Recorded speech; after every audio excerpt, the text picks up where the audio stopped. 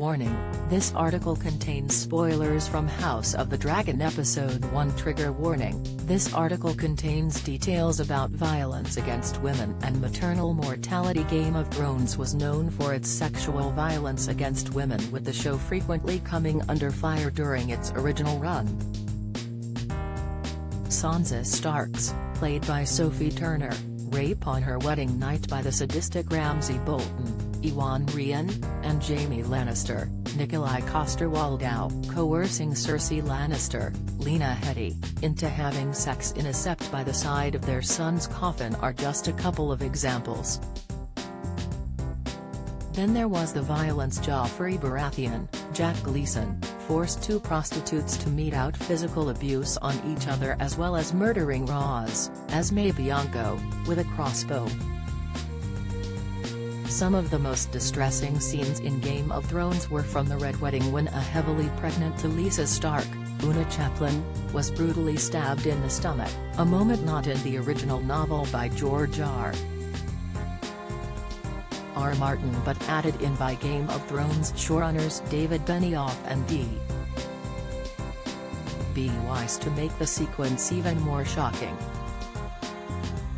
I had high hopes for House of the Dragon with creator Miguel Sapochnik and writer Ryan Condal, who made the show with Martin's help.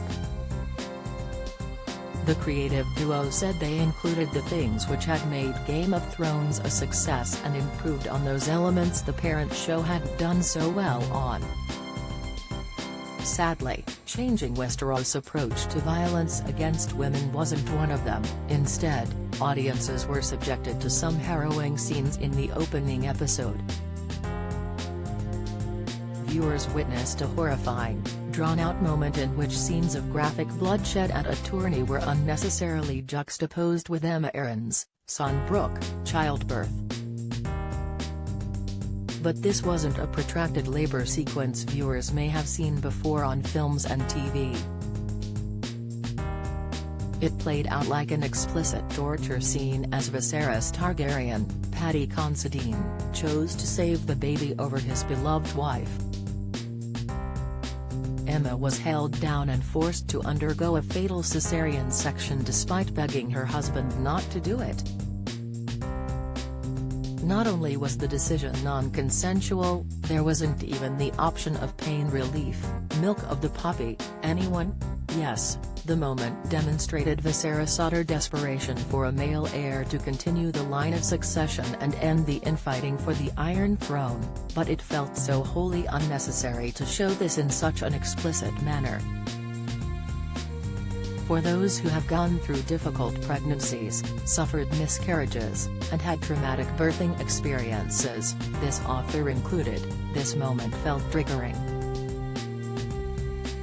I can already hear some already leaping to the show's defense, saying it's set in a barbaric medieval world where this is to be expected or not to watch House of the Dragon. Others may be banding about the term snowflake, but this isn't about being woke or politically correct, it's about using shock value in place of strong writing. Granted, House of the Dragon isn't an allegory or a contemporary tale, but this HBO TV show exists within a very real world where women are losing their reproductive rights with the reversal of Roe v. Wade, where the maternal outcomes for people of color are far poorer compared to their white counterparts, with black women 4 times more likely to die in pregnancy, where women still feel they are not listened to during childbirth.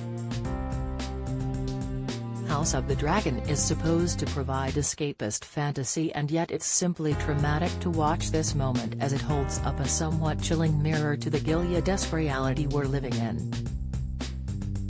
The Red Wedding aired in 2013 and very much hit hard as one of the biggest and bloodiest twists on TV at the time, but it feels like we've learned nothing since then.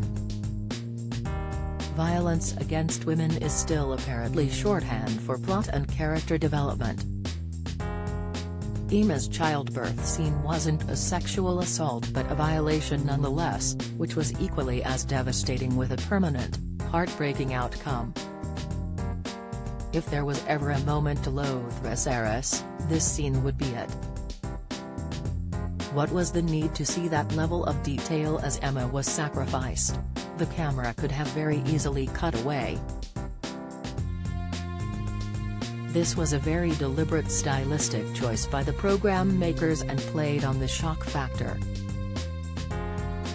Once again, this sequence felt like a lazy attempt at exposition, with the writers resorting to explicit violence against a woman to serve a narrative purpose. Apparently, Terry's plenty more to come as well, with Sapochnik saying, "The childbed is our battlefield." He went on to say to The Hollywood Reporter, "In medieval times, giving birth was violence. It's as dangerous as it gets. You have a 50-50 chance of making it. We have a number of births in the show and basically decided to give them different themes and explore them from different perspectives, the same way I did for a bunch of Battles on Thrones. Judging by this, viewers are seemingly in for more violence against women, which could potentially be just as traumatic. It all seems such a shame, as the political, Machiavellian machinations, curveball twists, intricate plotting, and fabulous character development were some of the biggest selling points of the show, rather than just the sex and violence. Producers take note. House of the Dragon doesn't need to resort to such tactics to draw in viewers. They're already here because of Game of Thrones, arguably still the biggest television show in the world.